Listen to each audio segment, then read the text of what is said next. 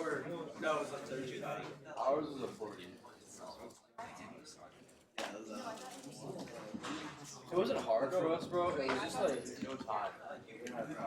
I got a freaking bus and I would have gotten to see it by the whole party. All right, that's 4 o'clock. Cool. Phones away, laptops away. Actually, one change I'm making to the phone policy is based on a little bit of research that I read. Apparently, if you have your phone on your desk, it is almost as distracting as having it in your face in terms of learning outcomes. So, off the tables, all right? Pockets. Cool. I see a phone there. Pocket. Yeah. I will come around and I'll bug you about it. All right, cool. All right. Now, first thing for today is this. I need a volunteer. Yeah? Here you go. Now this is a bag of mystery presents that I stole from the career fair, plus some stuff that I bought for you. If you ask questions during class, then what's your name? Lucas here will give you a prize one way or another. Lucas, is your throwing arm good? Yeah. That does not matter because you're not throwing stuff because I'm not liable. But however you get it to them, I'm not responsible for that. Okay? There's good presents and bad presents. They're good stuff in there. We'll see as we go. Lucas, do you understand your job? Yes. Give yourself a thing. See? There you go. Okay, so we're going to be covering MST algorithms today. By the way, how's the homework assignment going? How many people have finished it? Can you raise your hands? Okay, that's about what the numbers work out to. You do still have today, and as you may remember from the syllabus, there are late days.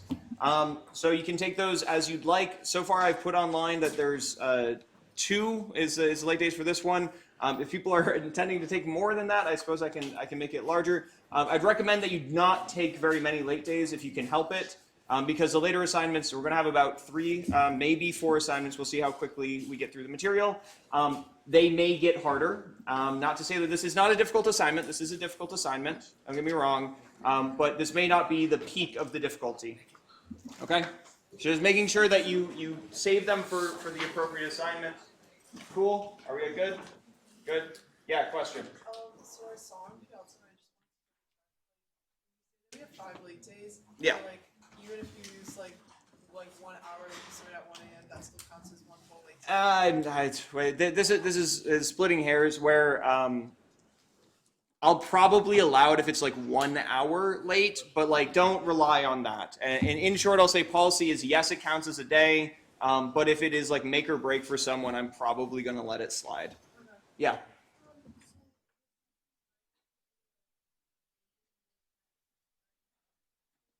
Yeah, so just consider this like one due date for this entire assignment, but you had to have submitted on time for the first one regardless. I'll say going forward, this may have been ambiguous, but no late days on the first written assignment, just because the point of it is just get started on the assignment.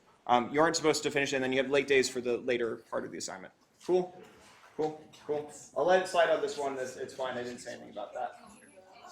Cool. Yeah, I'm not going to say that you can throw it, but I'm not going to stop you. Okay. Cool. Any other questions on the homework assignment?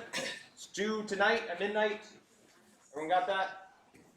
Cool. All right.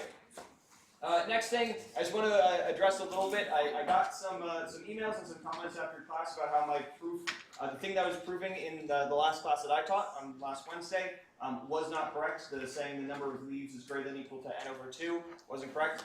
Thank you very much. Yes, you're correct. Luckily, it didn't matter for the rest of the argument I was making in class. The point of the lecture still stands. But yes, that is not correct. You can. It's a little bit more finicky. The argument for how many leaves there are. You have to. It's basically a relationship between the number of leaves and the maximum depth of it. You can have a relationship between them. Anyway, if you'd like to look into that on your own, you can. Thank you very much, everyone who corrected me, including you. All right. So now, MST algorithms. So we learned about MSTs. Can someone remind me, what is an MST? Minimum spanning tree. And what is a minimum spanning tree? It has to go through all of the nodes in essentially a tree, not a circle or something like that.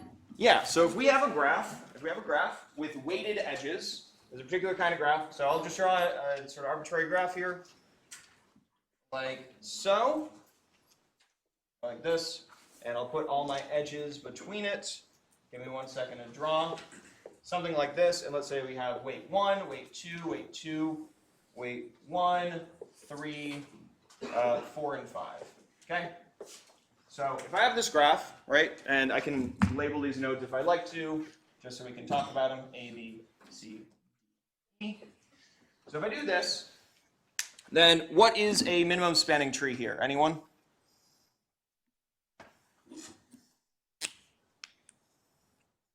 Yeah. AC, CD, did you say? CB, DD, D, I believe is what you were saying, right? Okay, so that is in fact a valid MST. You can give them a little something. Yeah, good job. You get to answer the next question then. Wait, what? I think you give me a little something. Is it? Well, you get a little something too. Is it possible for us to have two different minimum spanning trees? Okay, without looking at Utkarsh, why? Do you have any argument as to why? Okay, well, an obvious little proof we can do here is that this one has multiple different options. So if I go here, I instead could do this, this. So this is also a valid minimum spanning tree. And they have the same weight of sum of all their weights. So they can have multiple. Does anyone recall from previous discussion what is a property that I know about the edges that are in the MST? In particular, I know that one particular edge must be in the MST, and what is it? So if there is a uniquely minimum weight edge, oh, you got a little beach ball. Cool. Oh, no, it's a little helmet. Okay. Sorry. If there is a unique minimum weight, so for example, if I replace this with a 2, just briefly, then I could guarantee, without knowing anything else about this tree, that this weight 1 is in the minimum spanning tree. Do you have an argument as to why? Does anyone want to tell me a proof as to why I know that that edge must be in the minimum spanning tree? Yeah. So we have a theorem that I told you in the previous discussion that is the minimum weighted edge. If there's a unique minimum weighted edge in my tree, in my graph, then I know that it must belong to any valid MST. If there is an MST, it contains that edge. So anyone want to tell me an argument, sort of a sketch of a proof as to why that is? In the back.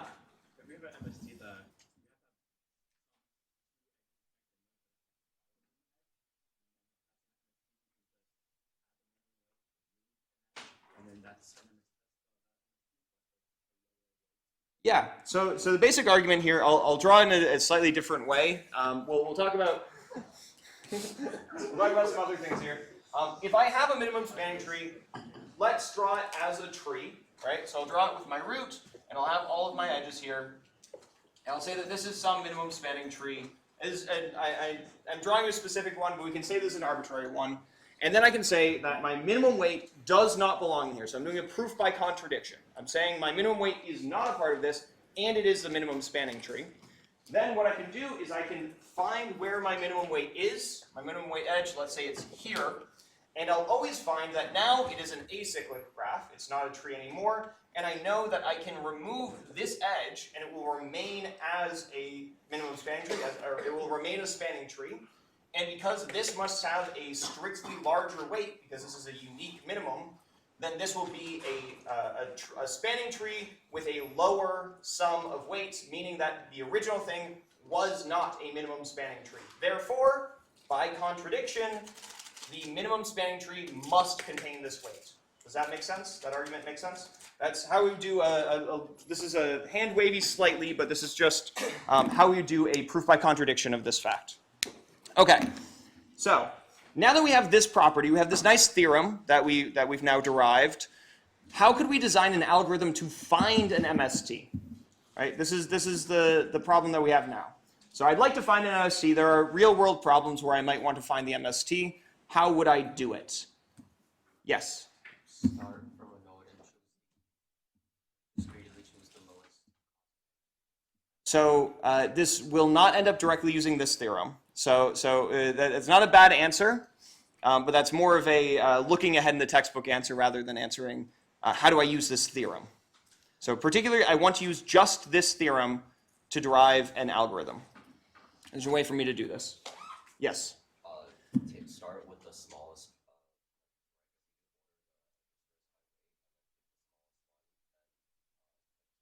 And if it forms. Okay, so this is going to be basically the algorithm that we're going to talk about. So this first algorithm is going to be, maybe unsurprisingly, Kruskal's algorithm. Okay, so this is going to be the first one of our algorithms that we're going to learn for finding a minimum spanning tree. Okay, and the core idea here is that I'm going to take my graph and let's imagine that I don't know this yet. And what I'm going to do is I'm first going to add. I'm going to also make these unique from each other just so that we can have a slightly different minimum spanning tree. So let's say this is like 6 and this is 7. Sure. So what you're suggesting is first we're going to take the minimum weighted edge. Okay? We're going to take the minimum weighted edge, 1. We know that's going to be in the tree. Okay? And what you're suggesting now is that I look at the second weighted. I can take the 2 and I would add that because I say it's a second weighted. So this is your suggestion. I'll modify it slightly. So first I'll try yours and we'll see what we run into. So I add the second. If I don't have a cycle, I'm fine. I look at the third. If it does create a cycle, then I ignore it and I move on. And I add the 4th, and I add the 5th, I add the 6th, and now I have a minimum spanning tree. I can wait until I have a minimum spanning tree. And this would give me a minimum spanning tree. The problem is that you're doing this check of, so this correctness, showing that this does actually produce a minimum spanning tree, is not directly gotten by our theorem. So there's a little bit of intuition beyond just our theorem here. So I'm going to suggest a slight modification to this so that we can just use our theorem. Okay? So proof of correctness by this would require some extra work. What we can do instead, which would still require some extra work but a little bit less, is what we're going to do is we're going to say that this edge is taken first. That should be our first step before using this theorem because we know it's in the MST. And then what I'm going to do is I'm going to combine these 2 nodes which are connected. Here, let me grab the eraser. I'm going to combine those 2 nodes which are connected by an edge in the MST. So I'm going to say that these 2, I'm going to combine them together to be a single edge, or a single node, I mean. Okay? So this is now 2, this is still 7, and this is 4, and this is B plus D. Okay? So there's those 2 nodes. And now I have this new graph, and I can do the same process. So now what I'm going to do is I'm going to find the minimum weight of all these edges, right, which is going to be this one right here. And I'm going to add that to these. So I'm going to add this one to the minimum spanning tree. Separately, I'm going to have to keep track of all the ones I'm adding. So we'll have some memory cost of keeping track of all these edges. But I'm going to combine them now into a single node, right, because I'm adding the 2. And going through here, you'll see the 3 is now deleted because they're combining. So there's no circular edges. This is going to be a single node. It has these connections, so I'm sort of leaving them as they are. And then I know I'm going to add the 4, then these are going to get combined, and then I'm going to add the 6, these are going to get combined. And once I have a single node, then I know I'm done. Okay? This is very similar to what you were saying, but we can just show, this is like a little bit of a proof of correctness rather than how the algorithm is actually implemented, just to show that we're using this individual theorem. We don't actually need anything more than this one theorem to get it. Now, I'm going to open this as, I want everyone to give a little attempt to this on their own, and then we're going to talk about it. What's the runtime of this? So how long would it take for me to do this process, and why? All right, so spend a few minutes, think about this on your own, and then I'm going to have you talk to your neighbors about this also. Okay? Take a few minutes. Think about it. By the way, as a hint, going off of what I talked about last time, it does depend how you take in your input, what data structure you're using. Okay? Cool.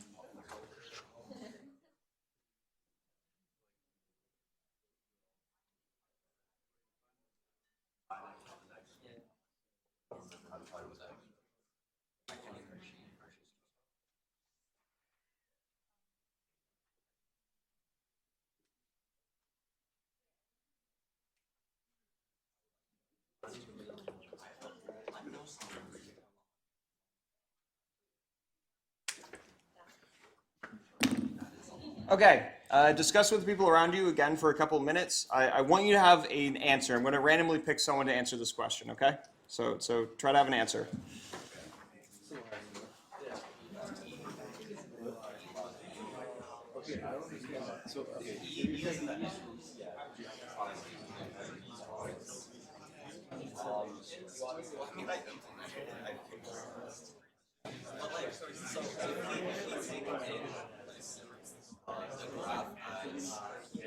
The set of nodes and the set of images that like edges will be like the node, and then like so we could just sort that by weight. I guess my implementation like is slightly different, so I'm not sure if it completely works, but like we sort that by weight. That's E log E. And then you just continuously iterate through like through this sorted array of like can I use this edge? Yes. So that's all one. Or I mean checking if it works, like you can just I guess I did this a little differently, so I don't know if it works, but the way I did it was I just checked like the root node of each node. I initialized it. Each node was the root of its node, and then if it joins to another node, then it takes their root. And then if they have the same root and I try to join them, then that means it's forming a cycle. They're already part of the same root. And that doesn't take more than 8 seconds. So like the sorting part is what actually takes the most time.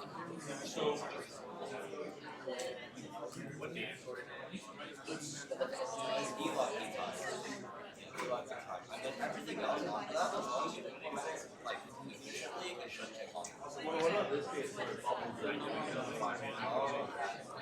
let me think.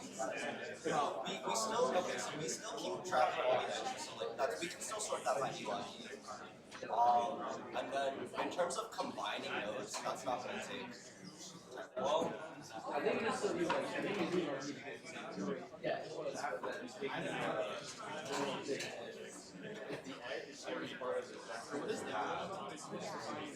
like, I just don't know what this merge step really looks like. Like if I'm this merge step, like Well, you would just like,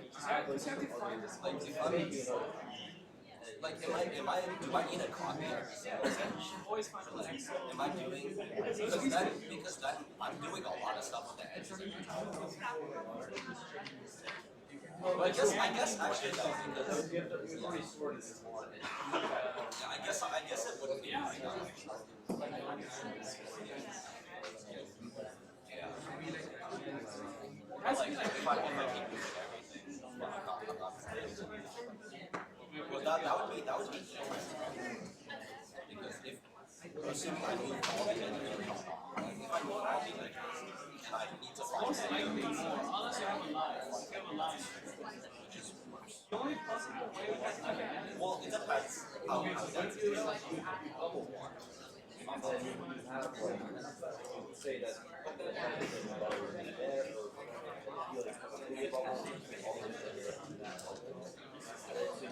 earlier we sorted all of that. I guess if we combine edges, or like if we combine two nodes and we have two edges leading to the same thing, like that 2 and the 3, if we just don't take the larger one, that'd probably make it faster. But if we're looking at the second step, we see 2 and 3, right? And if we merge again, then we're gonna have to move the 2 and 3 again. If we just only consider the smallest one, so we don't have to keep moving things around. Well, yeah, that's what I'm saying. So that probably shouldn't take too long. So like Showing what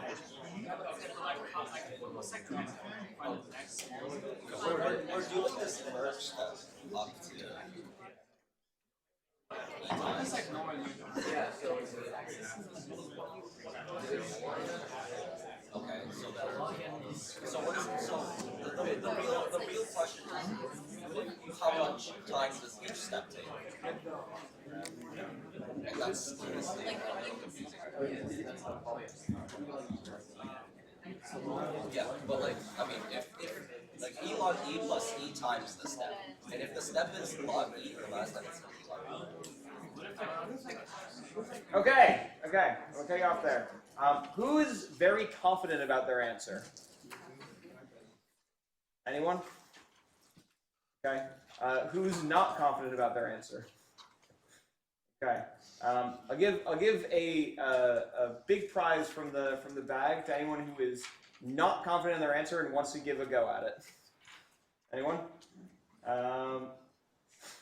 Sure. Personal help. The guy who asked for personal help in the middle. Oh, you? Yeah. I was thinking about it. It would take n time.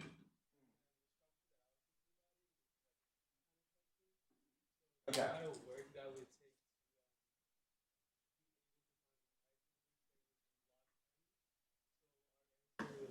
n log n. Where n is Where n is the number of nodes. Okay. Who agrees with that answer? Okay. Yeah, you're getting a frisbee. Okay, well, duck down, everyone. Wait, that was actually a high. That was a good throw. You get a pass on that. Okay, so here's an important point of discussion when we're talking about graphs.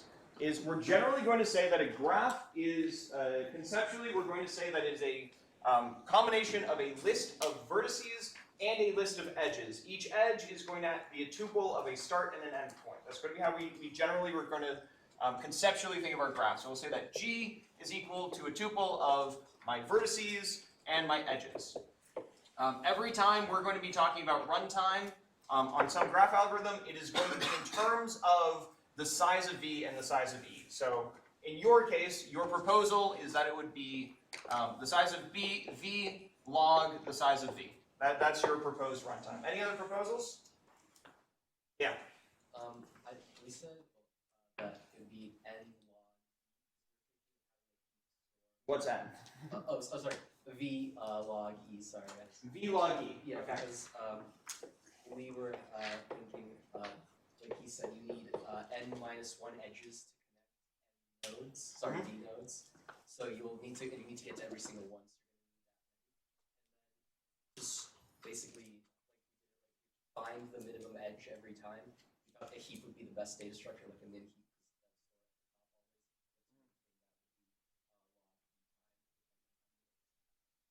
Okay. Fair argument. Anyone else? Yeah. Log E. V log e. We're getting all the permutations. Okay, cool. Wait, I had a question first. Yeah. Is V log V and V log E essentially the same? Good question. No. So the problem with associating V and E, the reason that we would actually choose one of these to represent it as, we know at least in this graph that every node has to have at least one edge. So we know that E is at least n-1. That is something that we just know because we know that there exists some MST. I'm assuming that there exists some MST.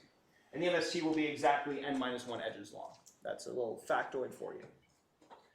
But E could be sort of arbitrarily high. If we allow for multiple edges between nodes, then it is unbounded. If we only allow for one edge between any nodes, it's bounded by V squared. So because of that, yeah. Like if it was V log E would be V log.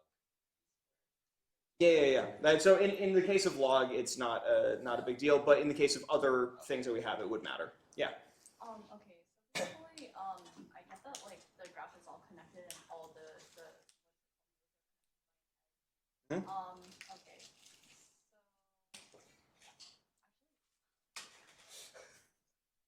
Not until she finishes her question.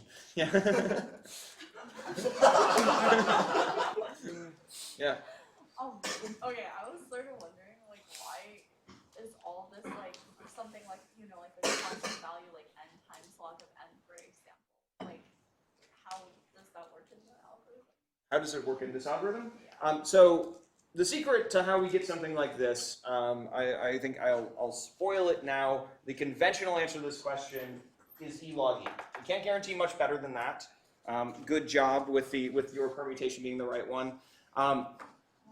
The reason that we end up getting this runtime is because the fastest way for us to so the heap crew over here is sort of making the assumption that creating that heap is free or is V log E, but it in fact will take E log E time to create that heap of all the edges. So this is sort of the fundamental result that we had before, which is sorting these numbers into descending order in any way that we choose to do that is going to take E log E unless I have other conditions on what these edges are. If I have the condition that these are like bounded integers, I can do faster things. But with all of our merge sort talk, we can say that if I want to get them in order, I need to do this much work to sort. Beyond that, if I sort them into a heap and I do this other work, then I can do it in this much work. So beyond that, so I would have this plus this, which because E is going to be order of or strictly larger than V, we say that the entire thing is dominated by this term. So we can say that a very reasonable way to say the runtime of this algorithm would be that it is O of E log E for doing the sorting, plus then V log E to do all of the finding of the edges. And we can say that there's some other amount of work where we have to go through. We can say that it is something like V log V or V log E. I'll not keep it in here to do the updating of which edges we remove. Every time we do this, we remove all the ones that cause cycles. It'll end up being also in that order. So this is entirely dominated by this term because we know that E is at least the same order of magnitude as V. So this entire thing is going to be tightly bounded by E log E. Okay? Any questions on that? This is sort of analysis we're going to have to do with graphs somewhat often. Yeah? So I was wondering like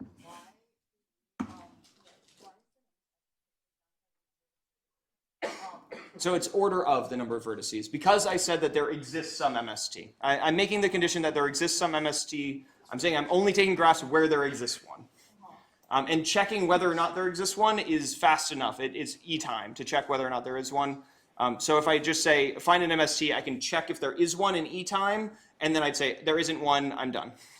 I just check through all the edges and make sure every one of the nodes appears at least one time. So it looks Yeah. like this is really dependent on the E Yeah, it is. It is. It's E log E. Yeah, so E is just the number of edges. So it's dependent on the number of edges.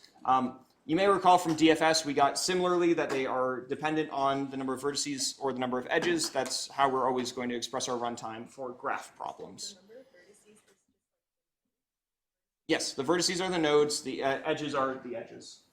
Cool? Everyone good on this runtime analysis? Anyone have any questions on it? Yeah. So it's E log E because this portion of it, whatever. This whole portion is sorting the edges.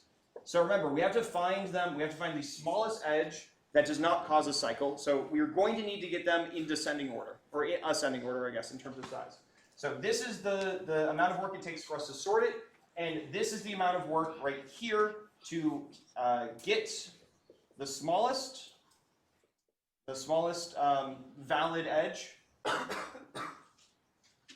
and we do it this many times.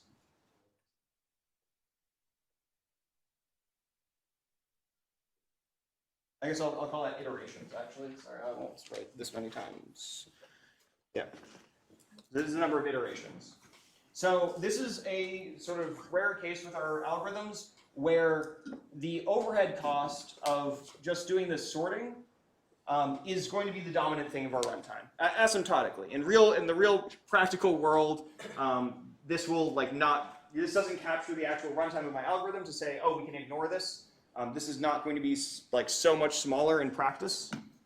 Yeah. Can you just explain why E is bigger than V? So it's not that it's strictly bigger. E is at least n-1 because I said that there exists some MST and an MST has n-1 edges. We also, in the real world, will always assume that E is was substantially bigger than V generally in real world systems. But I'm saying that's the same order of magnitude. So if I say something is V log E, or if I say something E log E, then it's at least V log E. That makes sense? Or V log V, because E is going to be the same order of magnitude or bigger. Cool? Okay. Okay. Any other questions on this? Yeah. Okay, so yours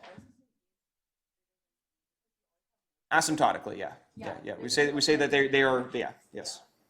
We say that E upper bounds V asymptotically. Cool? Anyone else? Okay. Okay. So this is Kruskal's algorithm. Again, to run through what the algorithm actually does in practice, this is more of a conceptual proof of what it's doing. But in practice, what you do is you sort all of the edges in ascending order. Then you're going to repeatedly choose the smallest edge that does not cause a cycle, as was said here. But every time we add an edge, we're going to be able to remove the edges that would cause a cycle. And we can do this somewhat cleverly using a different data structure that we haven't talked about called a union find. If you'd like to look that up, that's a nice way for us to do that particular operation. But we can end up doing that entire thing in log E time, finding the minimum and also doing that check. And then we do that order V times as we repeatedly add these edges up until we have all of our vertices added. Basically, all we need to do is we need to remove all of the, every time we add one of these edges, we remove all of the edges from our list that has both of its endpoints in our list of nodes that we've already seen. And there will be, in our case, every time we add a node, there will be at most one that gets added, that gets removed from our list. Cool, that makes sense? why? Hmm? Why will there It will be at most the number that we've added, sorry. So if I add a node, right? So if I have, this is my current set that I've added to my MST. Then if I add a node, right, there's at most one connection, right? Let's say I have, like this. Like I add this here, then I have at most one connection per node currently in my MST that I need to remove. So it's at most one. Yeah. Because both of these have already been added to my MST. So anything between things that have already been added to my MST, I remove. Because I can't add them because they would add a cycle. got it? Yeah, so it is slightly faster in implementation, and asymptotically, for us to remove these ahead of time rather than try to add them and then check whether or not I can add them. That's the short little trick that we get. And that's how we can get this down slightly lower than what it would have been otherwise. Okay? Yeah. Wait, just because.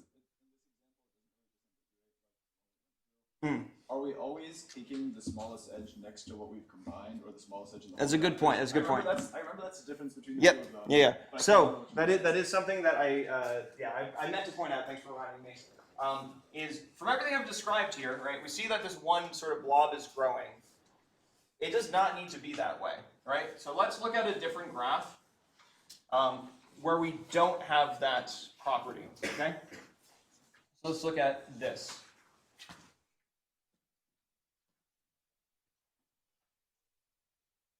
Draw another graph real quick.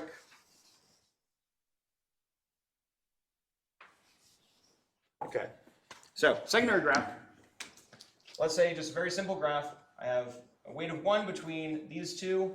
This has 3, this has 4, and this has 2. So this is like A, B, C, D, whatever like that. So the first edge we're going to add to our MST is going to be this one, which is going to be the second one. Someone? What's the second one that I'm going to add? Sure, 2. You can throw something. So I'm going to add the 2. And what Thomas was pointing out is the fact that they do not need to be connected. All right, they can be on disparate sides of the graph. I can have a very large graph. I could have taken a longer time, drawn a whole board-wide graph. I can add one over on that side, and then I can add one over here. Then I can add one over there. Then I can add one over here. It can be anywhere in the graph.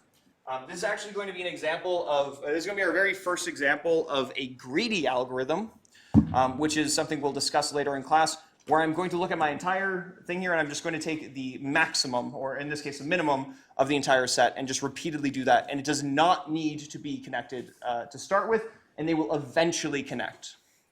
That make sense? Okay, it's a very interesting result actually. The fact that you can do this to get a minimum spanning tree is somewhat unintuitive. I hope that you guys can all appreciate that. Lots of other algorithms that we've done, like DFS or any of this, it's very routine. It's going through the graph. It makes a lot of intuitive sense. The only reason that we can really justify that this is correct, besides a small amount of intuition of I'm adding small things, is the fact that we have our theorem that we built off of. That make sense? Okay. So Yes. the initial minimum spanning tree is like a where like all of the nodes are included. Yeah. You just have like the minimum values connecting. Like.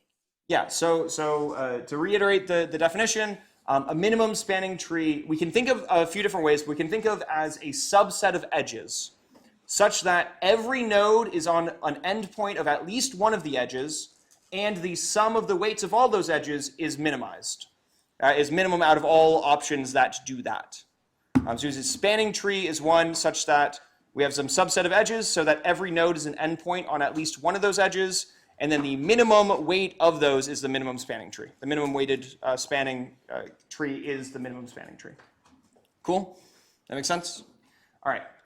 So now we're going to introduce a new theorem, and that will give rise to another algorithm. Okay? So our next theorem, we'd like to do something a little bit more broad. And to do this, I'm going to have to introduce a new concept, which is called a cut. I'm going to call them ST cuts for now, which will make more sense later on why I'm calling them ST cuts. But I want you to just, you can call them cuts, but I'll be calling them ST cuts throughout. And here is how a cut works. So what I'm going to do is if I have my graph, something like whatever it is, say that there's weights between these, something like that. Sure, yeah. I'll add this edge too. Sure, I'll just label them 1, 2, 3, 4, 5, 6, 7, 8, something like that. So a cut is going to be an assignment of all of the nodes into 2 separate groups. So I'm going to label some of them S and some of them T, i.e. an ST cut. I'm going to label them red and blue. All right. So this one, I'll draw them as S's and T's too, so you get the idea. So I can say this one is an S, this one's an S. Maybe these 2 are T's. Maybe this one's also T, and this one's an S. Okay? So there exists quite a few ST cuts that are possible. How many? Anyone? How many possible ST cuts given V nodes? Given an arbitrary graph with V nodes, how many possible ST cuts are there? Yeah. 2 to the power of V. If we allow one of them to be an empty set, then yes. Okay? Because I'm just either assigning them to S or to T, so it's a binary assignment of V different values, 2 to the V. Okay? So many, many different cuts possible. Yes? What do you define as an ST cut? This. So I'm going to take all of my nodes, I'm going to assign them either to set S or to set T, and that is what my ST cut is. Okay? So this is an ST cut right now, I have now defined that these nodes are in S, these nodes are in T. We'll get to the point of why this is a useful concept. And what we're going to be considering is we're going to be considering all of the edges that cross between S and T. Okay? So in this particular example, we can think of there being a literal line through my graph, like this, cutting it. Or I guess it goes up here, sorry. Up here. So I can think of an actual cut through my graph. It need not be a continuous line, by the way, just for your visualization. But I make a cut like this through my graph, and now I want to think about all of the edges that cross this cut. Okay? And I'm going to realize something about edges that cross this cut and the minimum spanning tree. There's some connection here. Can anyone tell me what it is? Maybe I'll let you all take a second to think about this. See if you can guess what the theorem we're going to show is.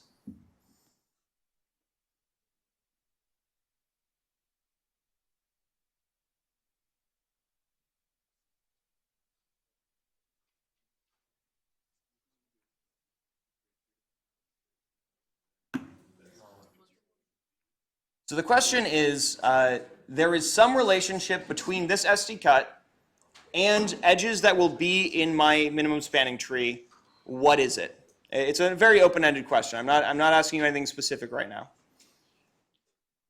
Yeah. Is it that the number of edges crossing the cut is the number of edges in the minimum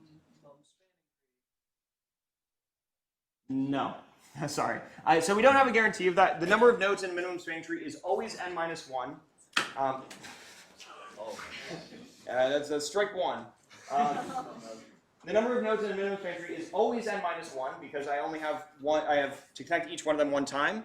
And the number of nodes that cross the ST cut can be arbitrary. For example, I could label just this one S, all the rest T. Then the number of edges that cross it would only be 3, which I know is less than n minus 1. So that's not necessarily true. Yeah. Yeah. I would say that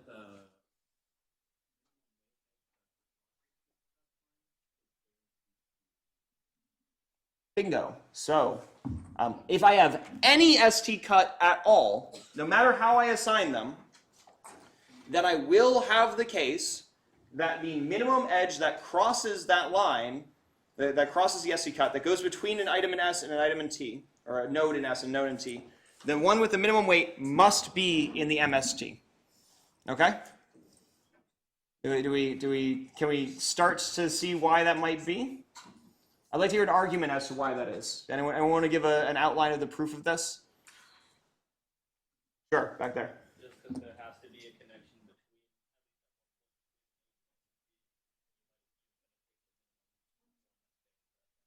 Yeah, so we are going to have here's a good way for us to do this. So it's actually we could prove this. I call that a foul, not quite a strike. Okay. So we're going to have some portion of my graph is going to be, let's say all of this is T, and it has to be a minimum spanning tree. Sorry, it can't be like that, it's acyclic. So I have some minimum spanning tree that is in T. I'm going to have some minimum spanning tree portion that is in S, whatever it is. I'm drawing this just for the sake of argument, not as a proof. And then I'm going to have some connection between them that already exists. That is, we're doing, again, proof by contradiction. I'm going to assume I have a minimum spanning tree that does not use that minimum weight edge. So I'll have some existing edge, and I will have my minimum weight edge, okay? And what I'll notice is that if I add both of these, right, then I'll have a cycle. And if I remove this, everything on this side is already connected. Everything on this side is already connected. And this bridges that gap, meaning that the entire thing is entirely connected. And because this non-minimum weight is already, we know it's higher weight, then adding this is going to remove some amount of weight and keep it as a spanning tree. Therefore, the original thing was not a minimum spanning tree. Does this make sense? It's a very similar argument to what we had before, but the real idea here is just realizing that all of each of the sections that we're combining have to already be connected. Now this gets a little bit more complicated. This is I'm ignoring a little bit of a detail here. Anyone want to point it out? Yeah, not you. Let them figure it out. Anyone notice any detail I'm missing here? Yeah. Is it that you're assuming? Yeah. So I could have, like I said, it does not need to be contiguous. I'm just randomly assigning these, so I could have, in fact, something like this. Like this, where these are connected by other weights that may or may not be minimum. And if I were to, say, replace one of them with this, let's say I replace this one with this, right, with this one, right, it's no longer connected. But the argument isn't that I can replace any of these with it, it's just that I can replace one of them with it. And there will always be one that's already crossing that particular boundary that it is, that's a part of. If you don't fully understand the proof, I actually recommend that you take this home and you try to prove it yourself. It's a pretty satisfying one. It's not very complicated, and I think it's pretty good. Any questions on this? If anyone wants more clarification on this, I can give it though, if people want it right now. Sure. When did S get So I'm just when I do an ST cut, it's not actually a physical cut. I'm labeling the nodes either S or T. So I can label them however I want. I've labeled them here where this one's an S and this one's a T. Okay. So I can label them however I want, and I'm just saying out of all of the edges, I've drawn all the edges that connect through here. In black, dotted is not added to the minimum spanning tree, and the black are added to the minimum spanning tree. And what I saw is that this dotted one, there will always be a way that I can add this minimum spanning, this minimum weight edge, and then remove another one that was originally connecting those two. And there will always be a way to do that. Okay? The full proof of the fact that there will always be a way to do that, I'm leaving up to you guys in case you'd like to prove it on your own. Yeah.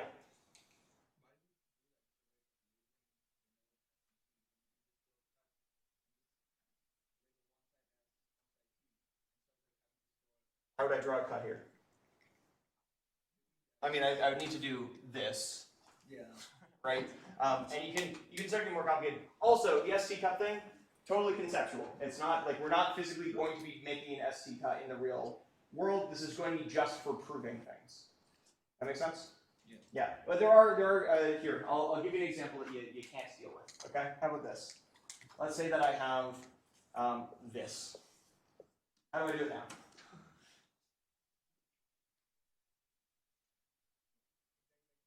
Well, so now I need to do like a cycle in here, right? So I need to have this needs to be closed, right? And then if I need to add more red, let's say I add red here, for example. I guess I could maybe do it like that. There are some that you can't draw like this. This is a I believe there is a property, planar graphs, I believe, where you can do this, and there is some graphs that you can't do this with.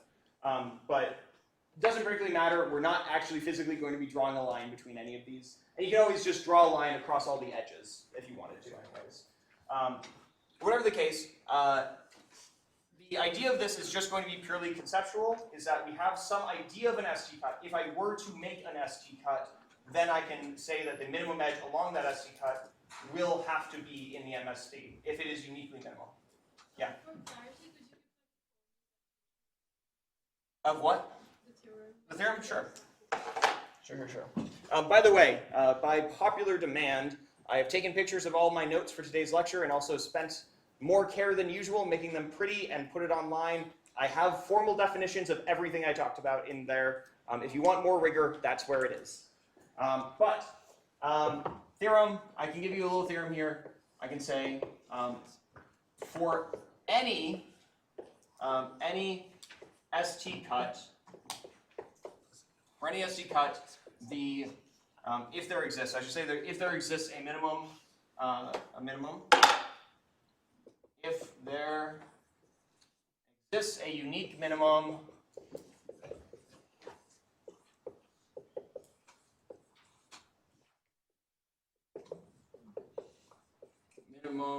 edge, weight edge, I guess. Weight edge. It must be in any MST.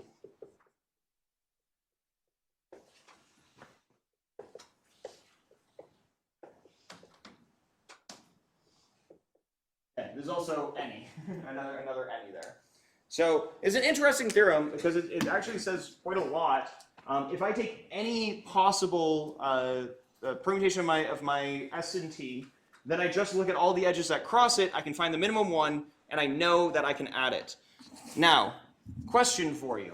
If I just had this theorem instead of my original theorem, how would I prove that Kruskal's is correct?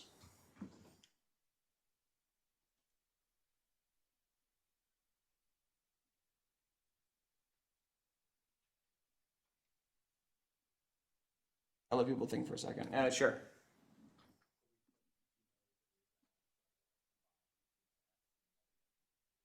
Yeah, so we know that the total minimum weight, right? The total minimum weight edge, if it's a unique minimum weight edge. Oh, you got the beanie for that one. Oh, wow.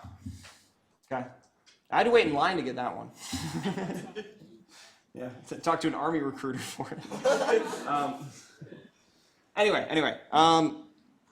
Yes, so we can say that the minimum weight edge, like this one right here, I know that there exists some cut such that S and T are, this one is S and this one is T, and then I can label all the other ones however I'd like. Because I know that this is the unique overall minimum, it will necessarily be the unique minimum along that cut. That make sense? So I can just repeatedly do that, and I can say the minimum one will always be one of those. And then as I add nodes to my MSC, I can put all of those in the same category. It's a little bit more complicated than that, but another one that you can figure out how to extend it to when I add multiple edges, it can be a little bit finicky, but it still will come out that I can say that that minimum edge, I can say will have S and T on either side. Cool? All right? Okay. So now, this is going to give us a more conceptually simple algorithm, and we can just use this theorem directly. So let's start with this.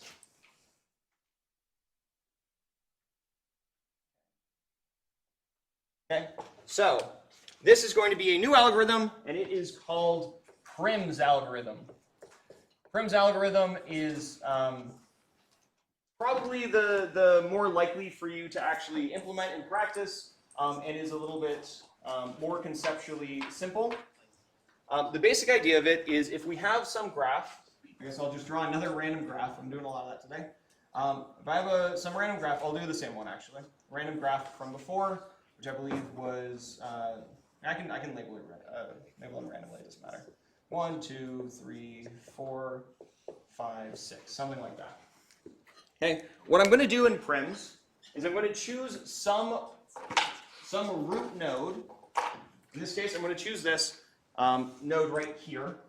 Okay, and then I'm going to treat it as if that one node is on the S side of my ST cut, and everything else is on the other side.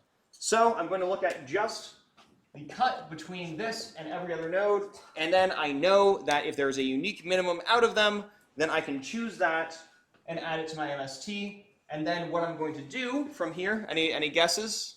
Flip it. Flip it. So this one is then going to also be, give me a little something, yeah. This one then is also going to be added to S, and I'm going to repeat this process. So while Kruskal's is going through and is randomly choosing edges that are minimum, not randomly choosing, it's choosing the minimum out of anywhere in the tree, Prim's is starting at one end and is growing the tree step by step using this theorem. Okay, this makes sense? So now, question for you. What is the runtime of this? Once again, I'm going to give you some time to think about this. As a hint, it is not necessarily the same, and once again, it does depend on how you represent your graph. Okay? Spend a couple of minutes, try to figure it out.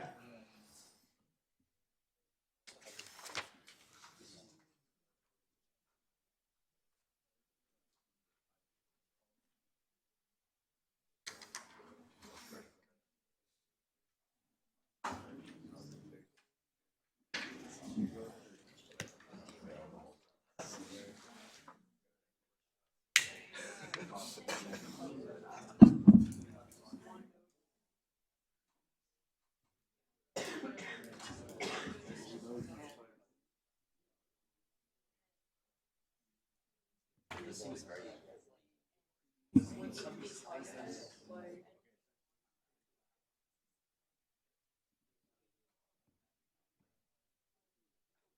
On its ass.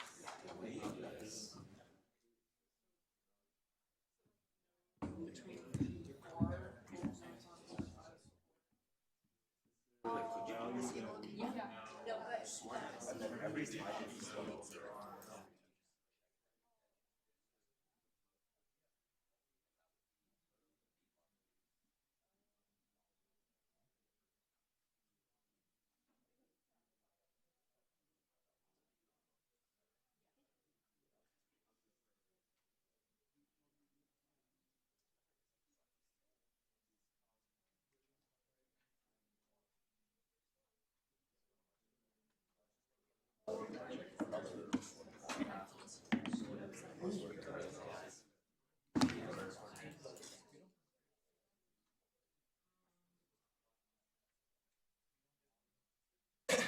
Sort of feel like, I don't see any step that would take me to strike.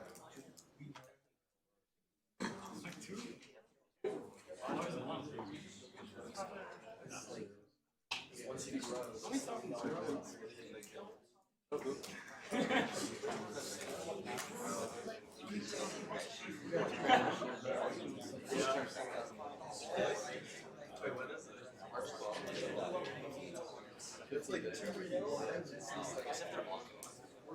like 4 midterms, bro. If it's a fully That's why it's a first break too. It's like the day it's only connected,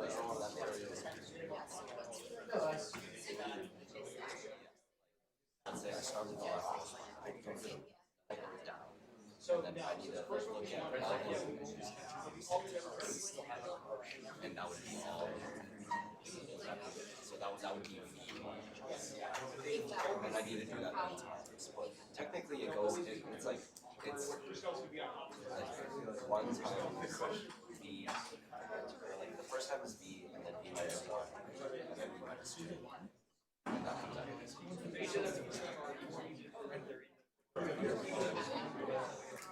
B star, right? You're saying if they give you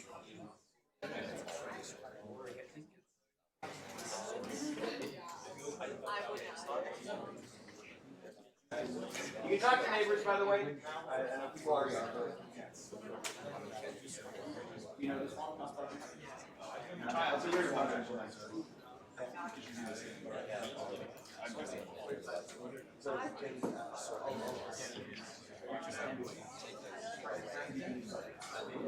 Intuitively seem like it's possible. You can easily continue to run it down. Basically, it's faster to do the check if it's flickering.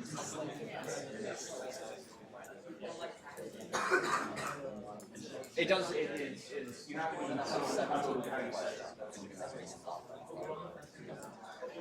it isn't just automatically faster. You need to. Yeah.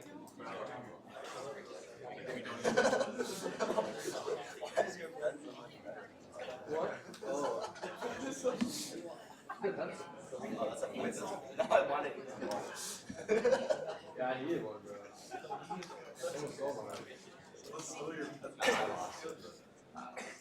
That was a really nice pencil. All right. I'm gonna call it there. So, anyone really enthusiastic about telling me their answer? Anyone else? Anyone at all besides the card? Okay. Yeah. Okay. Well, too bad for you two because I'm not going to spoil the answer because you're going to have to do it on discussion this Friday. So have fun with that. Anyway, you can think about it though. It'll give you a little head on there. There's also a relatively easy. The discussion on Friday is relatively easy. So if you get through it early, maybe you can do the bonus. It'll be nice. Anyway, instead we're going to talk about something different. I'll give you the little spoiler of that Prims. You can do it in a different runtime. So there's a different runtime for Prims and for Kruskals, but it will depend on your implementation. You have to be somewhat clever to get a different runtime. Okay, I'm going to talk about one other algorithm actually, just since we have a little bit of time left today. I'll leave this up. This is a good theorem for you to know. By the way, is there any confusion about how Prims works? I know I've just sort of described it out loud, but if there's any issue with this, you do need also for Friday to know how both Prims and Kruskals work. So if you don't know those, please tell me now, and I will review it right now. Anyone? Okay.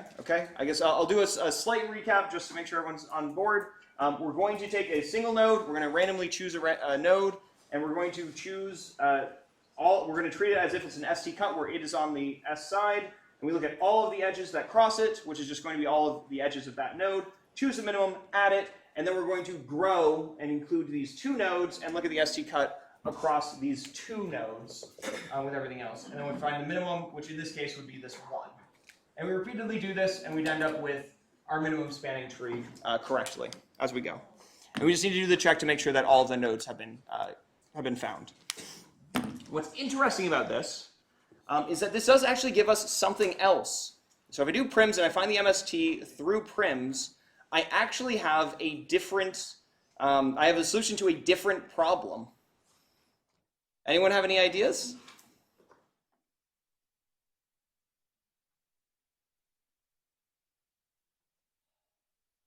Yeah. We get shortest path. So if I do this, so this same algorithm has another name, basically. Its other name is Dijkstra's. So, has anyone ever heard of Dijkstra's? It's Dijkstra's, sorry. Dijkstra's. They are technically actually different algorithms. They're very slightly different. But they are essentially the same. They essentially are based on the same principle. And what we find, and I'm going to leave this as a little open problem for you to prove, but if I look at this starting node, then I know, based off my MST, the shortest path from this node to any other node. So this gives me that, and it also tells me from every other node to every other node. So in fact, just from this MST, I will get that information. Okay? So I'm going to leave that up to you. If you'd like to, CLRS has a good section on this. I was going to do a little bit more on this, except we had a snow day, but it's not a tremendously important point for you to particularly know this. But if you're interested in it, I would look up Dijkstra's online and find the connections and see how similar they are. And then there is a whole bunch. This is what we would have covered if we had Monday class. There's a whole bunch of other shortest path algorithms, and you can sort of find their connections to minimum spanning tree. And maybe you can justify a little bit more why we might care about minimum spanning tree. Cool? Question? Does this not work if... So that is a very good question. Give him a candy. So what happens if there is not... Strike two. So what happens if there are non-unique minimum? So what happens if there are non-unique minimum? Any guesses as to how we could modify our algorithm? You want to make a guess? How could I modify my algorithm if there is non-unique? Let's say that these are both 4. Me? Yeah. I mean, we could randomly choose one of them. We could also fake differentiate them, make one of them 4.1, I guess, at the start. Okay. I was actually talking about him, but that's fair enough. Yeah. Sorry. Yeah. Okay. I was confused. Why are you asking me? What do you think? I don't know. Anyone want to give an argument? I suppose I'll go. Yeah. I'll let you. I was just gonna say, why can't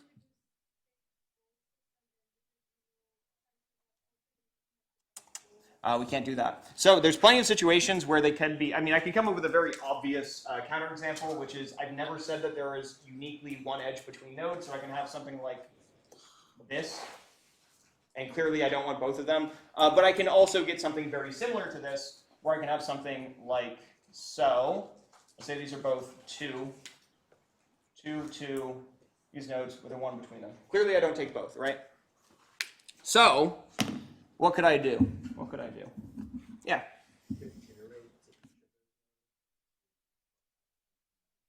Well, we don't need to do that much. Yeah. Just randomly pick one. Now, would this work?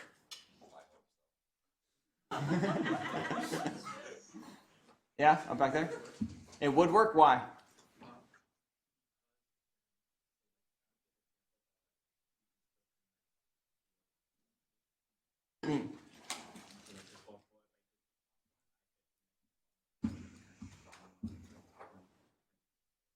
Yeah, so I mean, in this example it works, but will it always work to randomly choose, uniformly randomly choose? Is there ever a right choice when they're tied?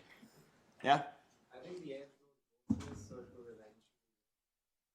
eventually. So you like try both?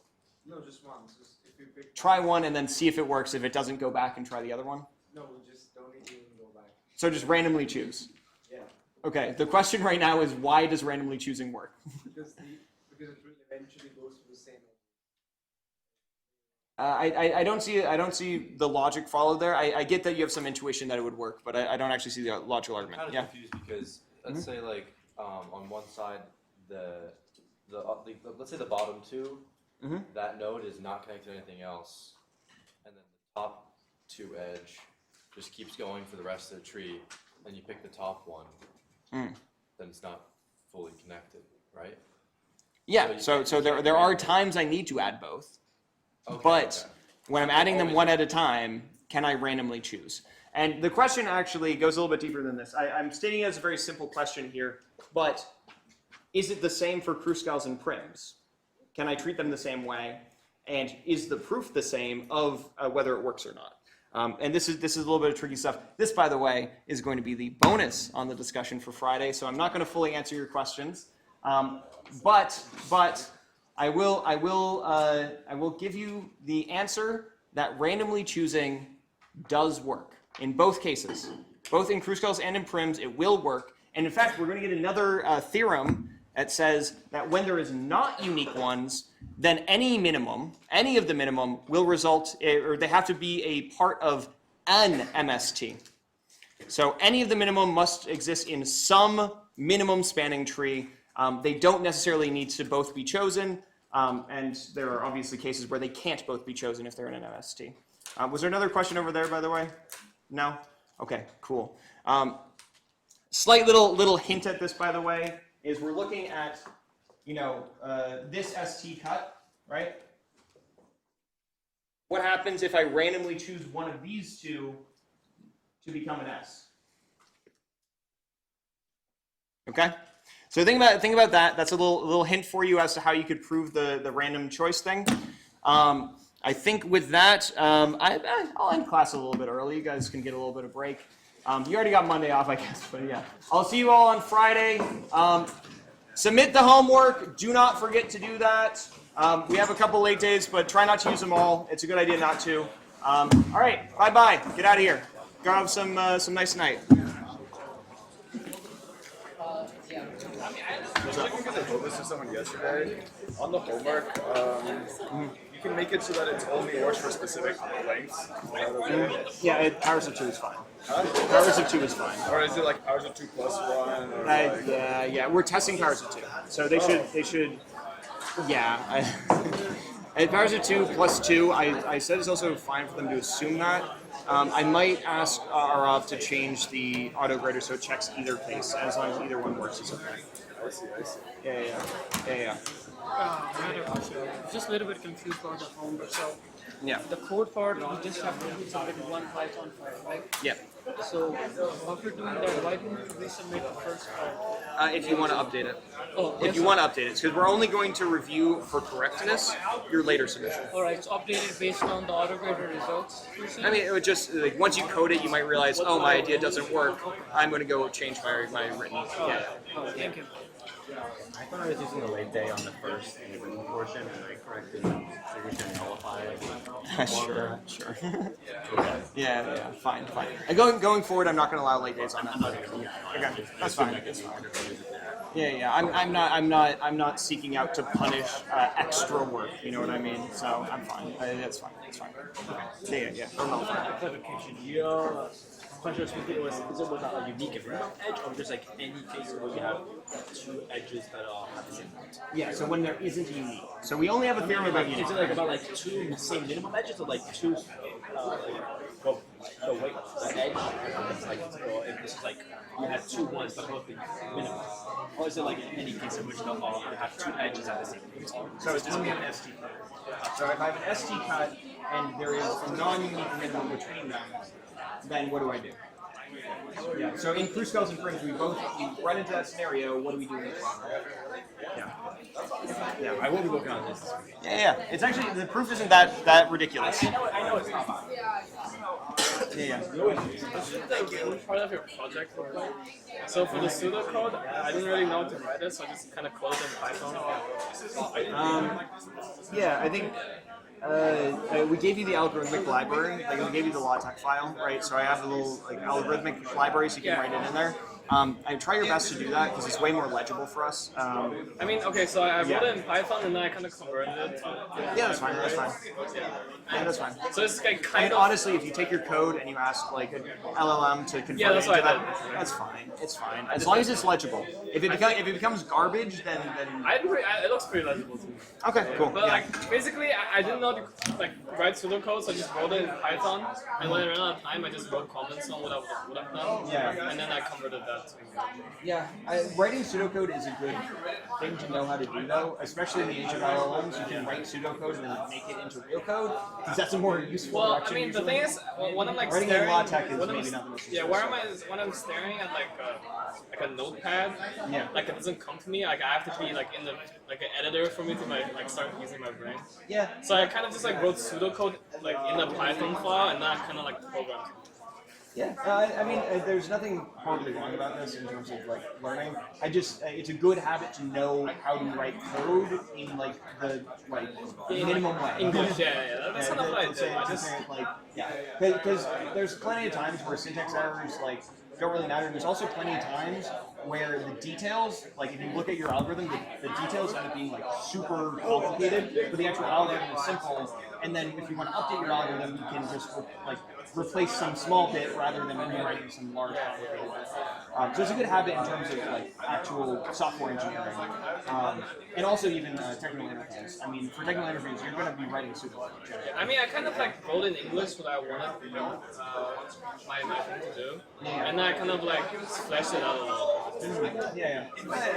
I think it's fine. Just keep in mind that pseudocode is actually You'll have to it's a learn useful it. thing. It's a useful thing. It's not just like I'm going to test you on writing pseudocode. It's just genuinely useful. Isn't Prim's algorithm just Kruskal's without the sorting, technically? No. It's not. Isn't it vlog E? You're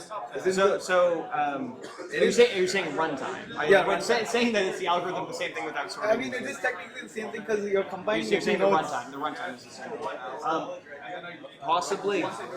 That's up for you to prove. Sure, I ordered pizza. That's whoever's here after. I don't know. How much did we get through? I got through a good amount of this, actually. Wait, so This gives you a very nice. Think of it as your normal zeros, right? This gives you a bit. Also, Did you order pizza? I may eat some though. Let's see who's here after. I think it's undergrad research club or something is after. Yeah, I think something like that is in this room after. I might grab some pizza. I'll tell something about undergrad research. wait, so previous algorithm is like you start with a node, and then you find like the shorter path, and then you make a. Yeah, and then you look at the choice about the cross. Yeah, And that's yeah, you just do that repeatedly, and it works. How do I explain? Yeah. Like, let's say you want to like. Yeah. I mean, I find like this one more intuitive. Yep, than, that's what I was than saying. the So other Prim's one. is more intuitive generally, but Kruskal's is kind of like cuter. it's also a greedy algorithm which has its own like Downsides? no, its own nice sides. So there's fast ways to do Wait, what greedy does greedy algorithms. algorithm mean? So we'll talk about it in class plenty, but it means that I'm going to repeatedly come across a decision, and I'm just going to choose the max without looking ahead, without thinking ahead. I'm just going to say, choose the max. Oh, So in a way, both of them are greedy algorithms because I'm just looking at this one cut and being like, oh, I take the max and I continue. And it turns out that greedy algorithms have a whole lot of different ways to solve them very well. Whereas other algorithms you can't solve as quickly generally. Yeah, but it's hard to prove something is solvable with greedy generally. They're hard to prove, but they're very easy conceptually.